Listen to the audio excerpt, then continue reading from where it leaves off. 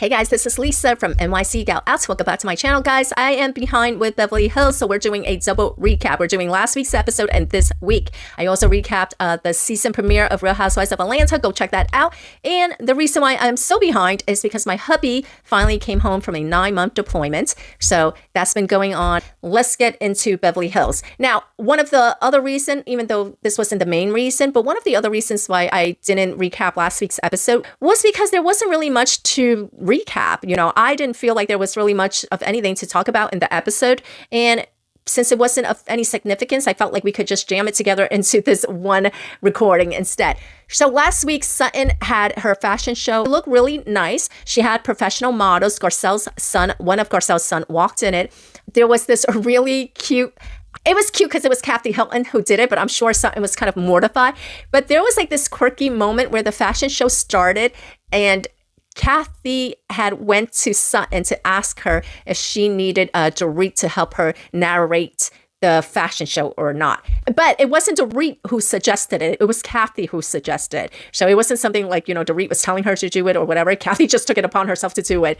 And she went to go find Sutton, and Sutton is like, no, thank you. And as Kathy was walking out, she walked out where the stage was, and she was like, she just stopped and she started talking to somebody who was like sitting in the first row. And that was also when the first model walked out, and she was basically blocking that first model. So it was crazy. It was cringe. It was whatever. But again, it was Kathy Hilton. So it's like everything is forgiven because nobody wants to go up against Kathy Hilton, Lisa for Sutton. And we've seen that already. I think there was actually a season where it was even devoted to the whole point of her being afraid of Kathy Hilton. So anyway, Kathy goes to sit down. She has her runway show, and that was basically the whole entire episode, which again was why I felt like there wasn't much to recap. Jennifer Tilly, she walks in it too, and Jennifer Tilly, she says something like, I don't think Sutton realizes that I've walked on runway shows before. Now, Jennifer Tilly, she's not a model, but she is a celebrity, okay? And not just somebody who is known as being on The Real Housewives. She is somebody who has done voice acting as well as being nominated for an Oscar, I think Best Supporting Actress in a, oh, I can't remember what the movie is. But anyway, she was nominated for that. So she's somebody with like some entertainment chops in her, legit entertainment chops. Not somebody who like, you know, Erica Jane or whatever else, but, you know, somebody who her name is familiar in the entertainment industry.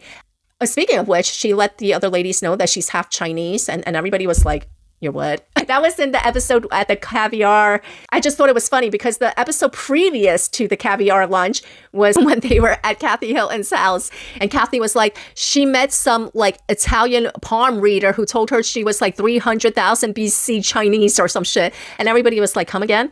And so this episode, the episode with the caviar, the other ladies, the ones that were there at Kathy's dinner, Erica, Dorit, and Bose, they were like, say what? And they probably thought like, oh my God, is this another palm reading Italian guy or something? But she says that, you know, she actually is Chinese because her father's Chinese. I thought she was white.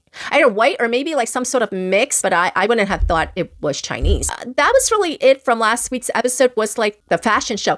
Garcelle and Dorit, they did meet up for lunch. It was an awkward lunch. Garcelle was basically like, what's your beef with Sutton? And Dorit is like, are you kidding me? You think I'm starting with her? And she tells Garcelle, I think when it comes to Sutton, you have like these rose-tinted glasses on. And she said to Garcelle, like, okay, you don't think it was cruel what Sutton said about like the money thing and whatever. And Garcelle admits that it was, you know, below the belt and whatever else. And Dorit says in her confessional, like, you know, what Garcelle says when Sutton's not around, I wish she would say it when Sutton is around. And it's true, because this season in Garcelle's confessional, she's a little bit more neutral, right? Erica finally got her house fixed. She redecorated and renovated her house. I love the wallpaper that was done. It's like this palm leaf kind of wallpaper. I don't know if it was hand painted. Was it hand painted or was it just wallpaper? I'm not sure. But whatever it was, she completely changed the furniture and the house. I guess whatever money problems she had or has or whatever, it went away because her house looks gorgeous. She also got herself a new, is it a Rolls Royce or a Bentley?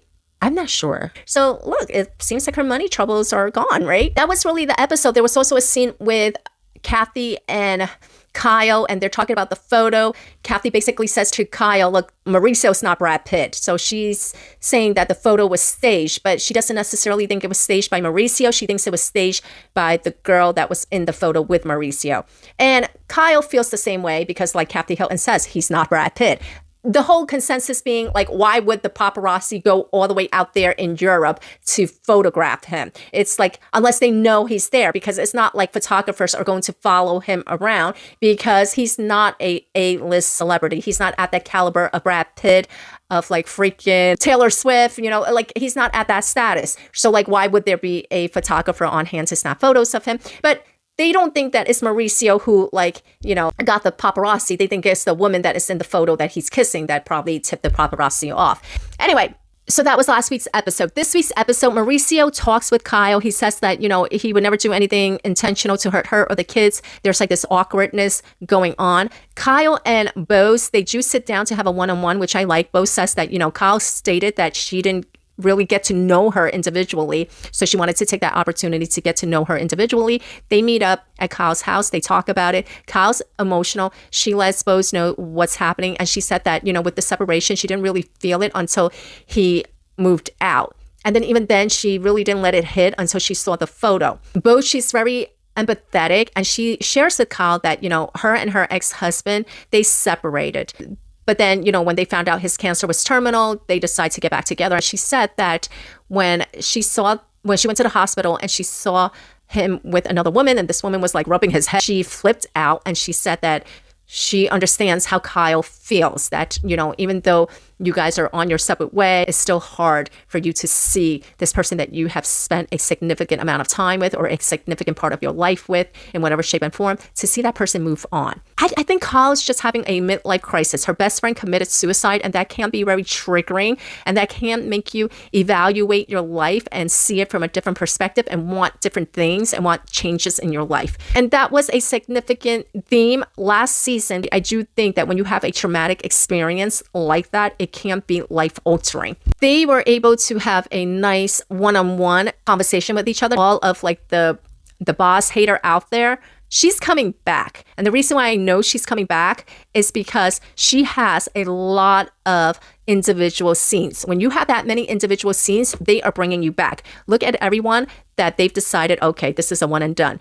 That person never has a lot of scenes. They just don't. Now, in this episode also, she has a dinner with Keely and her daughter, Lyell.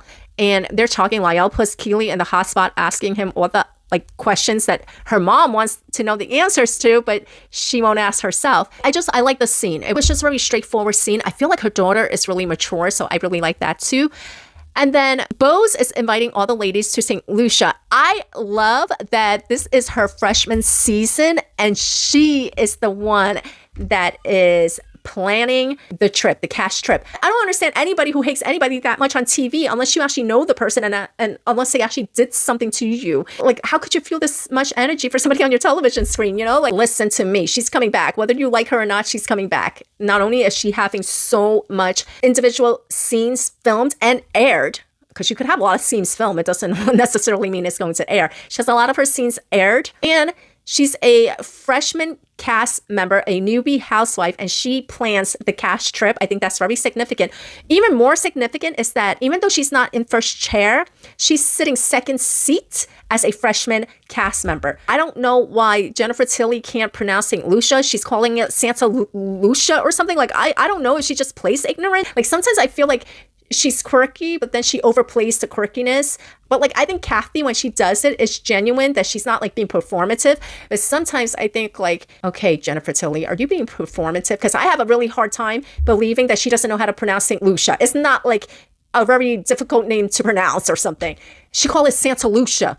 And then I guess she has like some sort of candy addiction, but she legit had like this bag of candy that just spilled out of her suitcase, and she was saying like she needs her candy because I guess that is like her coping mechanism for like what these ladies are like just at each other's throats or whatever, and then she's gonna be up there at 3 a.m. eating her candy. But like, that legit was like just weird. Garcelle and Sutton, they talk a little bit, and Garcelle says something to Sutton like, you know, have you interacted with Dorit? And Sutton was like, oh yeah, you know, she said hello to me at my fashion show. And she was like, was that it? And she's like, yeah, you know, that was it. I kind of felt like Garcelle's being a little bit messy. She tells Sutton that she had lunch with Dorit. Bose, Erica, and Dorit, they're talking about it. And, you know, and Dorit is like, you know, I feel like Sutton right now. She's in her little moment where she's like, I've done something bad. And Erica and Bose, they cracked up at it. And Erica, she has her own beef with Sutton. She says that, you know, like when Erica was going through her shit, Sutton was like all up in her ass about like, well, where did you get this? Questioning her about whether or not she knew what Tom was up to. I mean, you guys all know that episode. That was like the episode where she tells Sutton to shut the fuck up. So Erica, you know, she has her own whatever way she feels about Sutton. And basically that side of the group was like, oh, okay, so it's okay that Sutton gets to act this way with everybody, but nobody could act any way with Sutton. And what it was Garcelle has said that, you know, well, because you were saying that like she has a drinking problem and that's why Sutton reacted the way that she did at your July 4th barbecue and whatever. Now, on the other side, that's when Erica was like, oh, okay, well, what about me? When she insinuated that I had a drinking problem and they did the flashback and everything. And they basically are saying that Sutton, she could dish it out, but she can't take it. While Garcelle, Jennifer, and Sutton are talking, you know, she seems a little bit like jealous or upset that Dorit and Kyle have rekindled their friendship. Garcelle picks up on it, and Garcelle's like, you know, for whatever reason, she bows down to Kyle. Let me tell you, even though I'm not sure it's jealousy, but I feel like Garcelle feels like she's not appreciated, that even though she's the one that sticks up for Sutton, and she's like her ride or die, that Sutton would prefer to be closer with Kyle, but Kyle and Dorit are close, right? Or I don't know how close they are now, but you know, they were close. And I think Garcelle realizes that no matter how loyal of a friend she is to Sutton, that she would rather have that friendship with Kyle instead. And, you know, it's sinking in a little bit for her. Sutton gets kind of like a little jealous. I feel like she was a little jealous that Dorit and Kyle are buddies again. And she gets upset and she says that, you know, she just wants to belong. She wants to fit in and all this other stuff. And I mean, I don't think it's that serious. It's serious enough to Sutton. And Jennifer says she knows how she feels because she was like growing up, she wasn't a popular kid and she always wanted to be with like the popular kids. But like legit, these women are like middle aged. This is like so crazy. I can't even believe the conversation they had. It was like so cringe. I mean, it's just weird. We all have something like that from our childhood, but like legit, the woman's like in her freaking like 50s or something. And it's just like, okay, you know, at some point you move on from wanting to obtain that acceptance from a clique. It's really important for Sutton to be associated with the Hilton name, with Kyle Richards, especially with Kathy Hilton, etc. She wants to be invited to that Christmas party. I like the other group better. I like Erica, Dorit, and Bose's group better. With Dorit and PK, they went out to the restaurant and basically, Dorit is asking PK, like, do you want a divorce? PK kind of like skirts around the question, but like, Dorit, legit, if he's telling you to get a lawyer, go get a damn lawyer. Maybe he's not wanting to embarrass her on TV, or maybe he's not wanting to like give away his cards or whatever upper hand he has. You know, PK is sober now, so he's very aware of the Bravo cameras, and he probably doesn't want to give away his game plan. So he's being careful with what he says on camera. But legit, if he's sending you an email telling you to get your own lawyer, Dorit, you already know the answer. You already know he wants a divorce. I don't know if it's just like the fear and anxiety that Dorit is feeling, and that's why she doesn't want to move forward with the divorce. But legit, girl, he's telling you to get your own damn lawyer. Like, you need to lawyer up. And I forgot who the hell it was that said it, but I think it might have been Erica. And she said that she didn't want to pull the trigger because she was afraid to do it. And she waited until she had to do it. And she feels like she doesn't want to be the one that starts it. But legit, Dorit, it's already been started. You might not be aware of it, but if PK is telling you to get a lawyer, that means he already has a lawyer. So I don't know like what kind of like bubble she's in right now, but she needs to like wisen up about it. And that was the episode. We see like the upcoming trailer for the next week's episode. They're out at sea somewhere, and it looks like Sutton's getting called out on her bullshit by Erica. So we'll see how that goes, and we'll see if Garcelle sticks up for her or not. But yeah, that is that. What did you guys think of the episode? Don't forget to hit the like, follow, subscribe, leave me a comment. What are you guys looking forward to in the reunion? Let me know, guys. All right, I'll talk to you later. Bye.